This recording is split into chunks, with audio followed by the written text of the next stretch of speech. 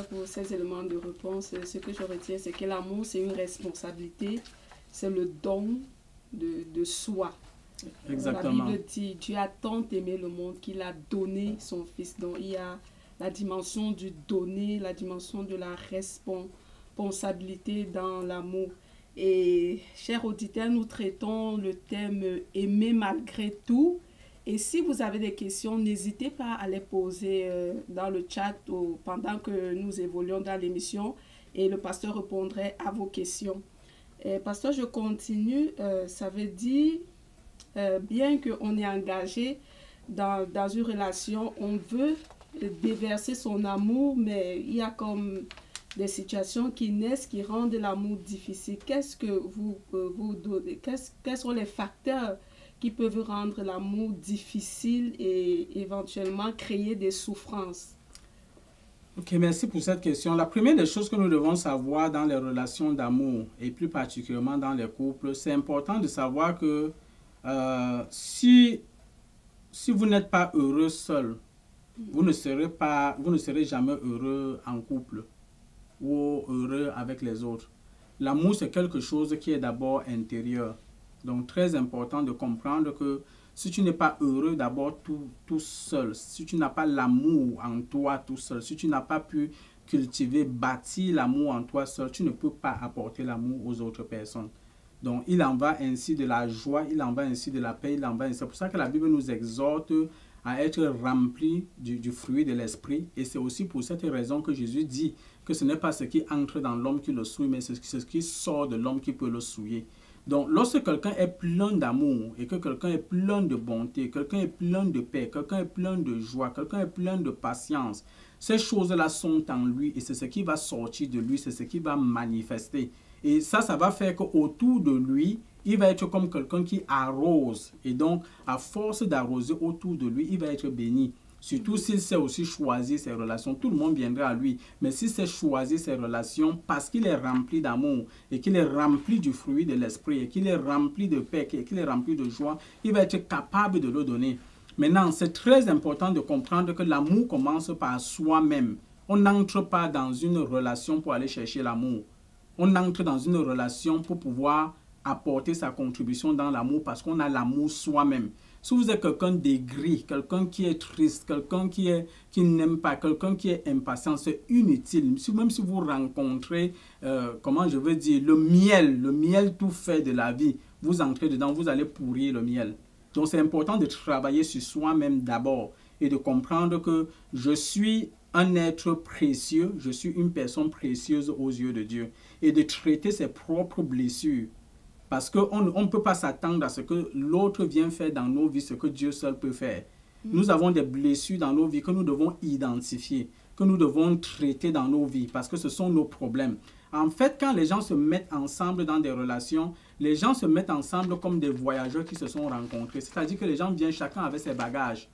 Les bagages des blessures qu'il a vécues depuis l'enfance, les bagages dans l'éducation, les bagages dans les relations qu'il a eues, les bagages dans les amitiés, les bagages des déceptions qu'ils ont eues. Tout ça, chacun de nous les porte. Donc l'homme porte tous ces bagages-là et il vient avec. Et de la même façon, la femme porte ses bagages de déception, ses bagages de découragement, de honte, de confusion, de frustration. Et souvent, quand les gens se mettent ensemble avec ça, ils pensent qu'ils vont trouver le bonheur alors qu'ils n'ont pas déballé les bagages qu'ils avaient. Et ils aspirent à un bonheur. Et là, qu'est-ce qui se passe? Chacun va vivre avec ce qu'il a dans ses bagages. L'autre va vivre avec ce qu'il a dans ses bagages. Et ils vont se découvrir mutuellement dans leurs blessures et dans leurs bagages. Et ils vont se faire plus de mal que de bien. Donc, c'est pour ça qu'il est important de faire un travail intérieur sur soi-même. Quel que soit le niveau qu'on a atteint dans la relation, il est important de se retirer personnellement de façon solitaire pour traiter les blessures de sa vie, pour regarder les bagages, les choses que nous avons portées dans nos vies, qui ont été des déceptions, qui ont été des frustrations, et que dans la relation, nous déversons sur l'autre. L'autre nous sert simplement de miroir pour voir, pour manifester, pour nous montrer ce qui était réellement en nous. Je veux dire que si tu es une personne qui est colérique, tu ne sauras jamais que tu es colérique jusqu'à ce que tu sois dans une relation. Parce que c'est dans la relation que tu vas manifester ta colère et l'autre va dire, mais tiens, tu es colérique. Tiens, tiens, tiens, tiens. Donc, l'autre nous permet de savoir ce que nous avions en nous. Mais quelqu'un qui est patient aussi, c'est dans la relation aussi que tu vas réaliser que, mais tiens, tiens, tiens, tiens, quel que soit ce que je fais, je réalise que c'est quelqu'un de patient. La bonté aussi, ça se voit de la même façon. Mais toutes les autres blessures, c'est dans les relations que ça va sortir. Donc, l'amour commence par soi et de façon intérieure et de façon intentionnelle. Chacun doit aller chercher les ressources. Il y a beaucoup de ressources disponibles aujourd'hui. Par la parole de Dieu, par la prière, par la guérison, par la relation d'aide, par la psychologie, si c'est possible, même par la psychiatrie. Chacun doit chercher les ressources pour être personnellement guéri, pour être affermi intérieurement dans l'amour, pour être capable de s'aimer soi-même, d'accepter sa vie comme elle est et de comprendre que la honte, la confusion, les humiliations, tout ce que nous avons vécu, Dieu est capable de nous guérir de tout cela et de nous rebâtir et que notre destinée n'est pas liée à notre passé. C'est très important. Notre destinée n'est pas liée à notre passé. Ce que Dieu veut faire avec nous, Dieu cherche des vases qui sont disponibles, qui sont ouverts. Et Dieu vient, il nous pardonne, Dieu vient, il nous guérit, il nous remplit de son esprit, il nous rend capable en sorte que ce qui a été objet de notre humiliation hier, de notre honte et de notre confusion hier, nous sommes capables de soutenir les personnes qui vivent l'humiliation aujourd'hui, des personnes qui vivent la confusion aujourd'hui, les personnes qui vivent la honte aujourd'hui. Nous sommes capables de les aider à se relever en leur montrant que nous étions ça, mais Dieu nous a pardonné, Dieu nous a transformés, Dieu nous a guéris et aujourd'hui nous sommes ceci, donc Dieu est capable de le faire aussi dans ta vie.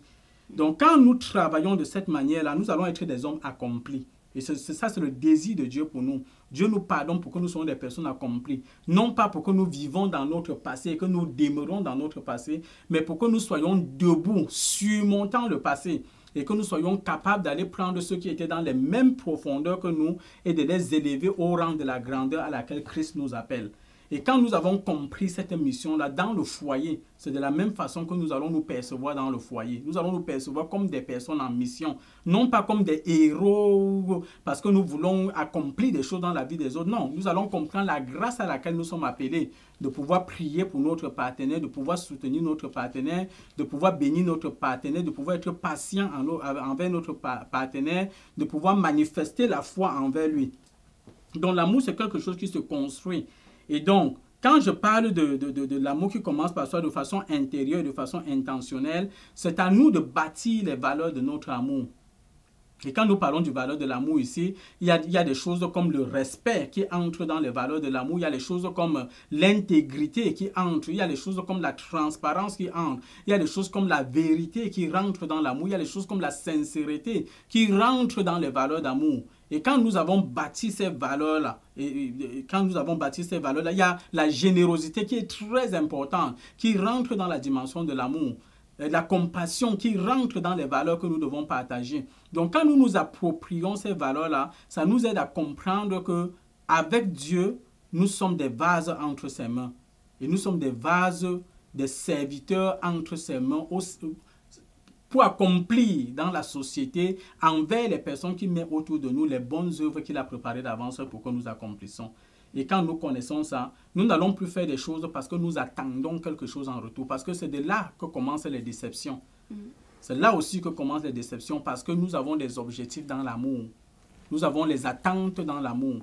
Mais je veux dire que le véritable amour n'a pas les attentes et elle n'a pas d'autres objectifs que le bien de celui envers qui on s'investit. Très important. Donc, tant que ton amour a des objectifs, a des attentes envers un être humain, envers un individu, attends-toi aux déceptions. Et ça veut dire que ton amour aussi n'est pas un amour qui est pur. Et c'est pour ça que tu vas souvent entendre « je suis déçu », mais pourquoi? La déception est toujours liée aux objectifs qu'on attendait. C'est toujours lié aux intentions qu'on avait. Et parfois, c'est des intentions qui ne portent pas toujours des motifs qui sont purs. Donc, l'amour se cultive. L'amour se cultive. Et il faut être heureux tout seul pour être capable de partager l'amour. Si nous lisons dans 1 Corinthiens 13, comme vous avez votre Bible, on peut lire ce que l'apôtre Paul dit au sujet de l'amour. Et quand ce texte est véritablement quelque chose d'invraisemblable, c'est-à-dire qu'on se pose la question si véritablement en tant qu'être humain, si nous sommes remplis de l'amour de Dieu, est-ce que nous sommes capables d'accomplir ce test-là? Mais pour moi, je me dis toujours que c'est le meilleur test qui nous permet de passer au scan ce que nous appelons l'amour que nous avons, que ce soit pour Dieu ou que ce soit pour l'être humain. Alors, si nous lisons, je pense à partir du verset 4, il décrit un peu les caractéristiques de l'amour.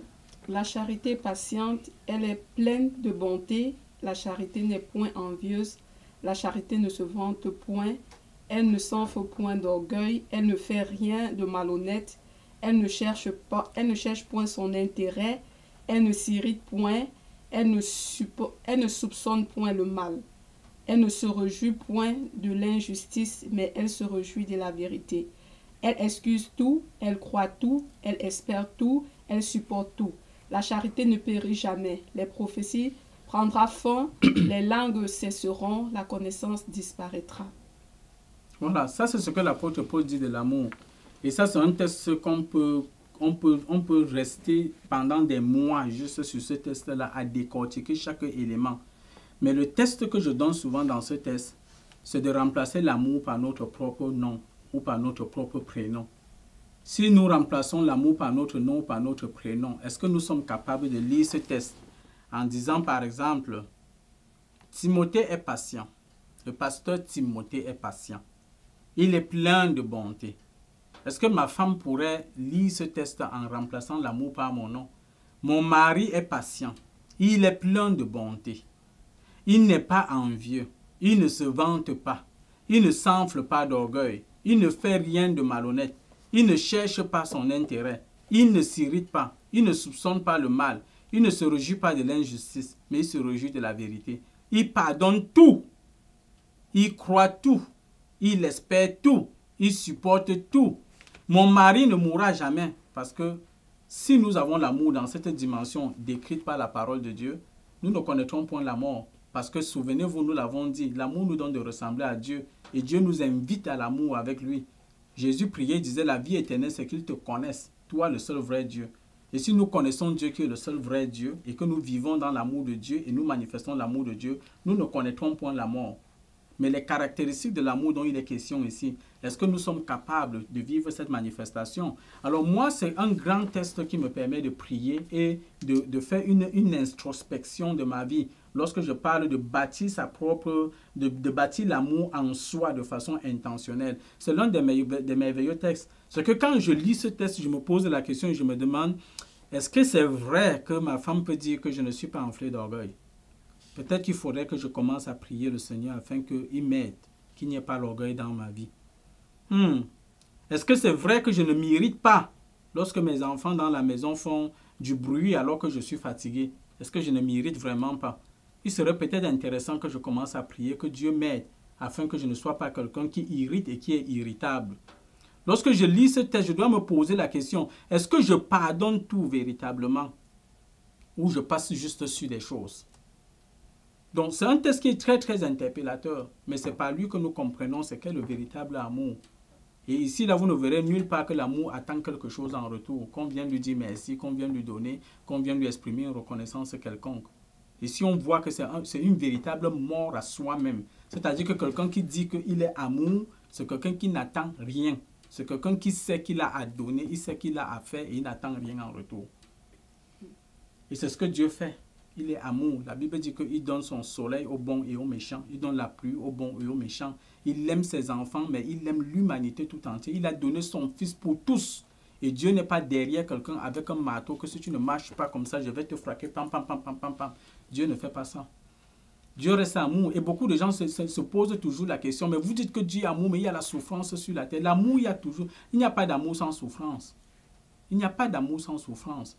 Le désir de Dieu, Dieu souffre avec l'humanité dans la souffrance de l'humanité. Mais ce que nous devons comprendre, c'est que parfois nous sommes responsables de nos choix qui nous conduisent dans la souffrance. Nous allons en vouloir Dieu alors que dans son amour, il nous a indiqué le chemin. Mais nous ne voulons pas de ce chemin-là. Nous choisissons notre chemin qui est le chemin de la souffrance et nous nous tournons vers lui pour le blâmer alors qu'il n'en est pas responsable. Donc parfois aussi, c'est ce qui arrive aussi dans l'amour. Et donc, en tant qu'être imparfait, nous devons comprendre que dans la manifestation de l'amour, il y aura toujours des choses qui vont apporter la douleur, qui vont apporter la souffrance, ne serait-ce que les divergences et les incompréhensions. Et comme Steven Toussaint disait, il n'y a jamais d'amour sans souffrance. Il n'y a pas de pardon sans tolérance. Il n'y a pas de passion sans folie. Il n'y a pas de réussite sans échec et de vainqueur sans victoire. Car ils sont tous complémentaires. Et c'est très important pour nous de comprendre ça.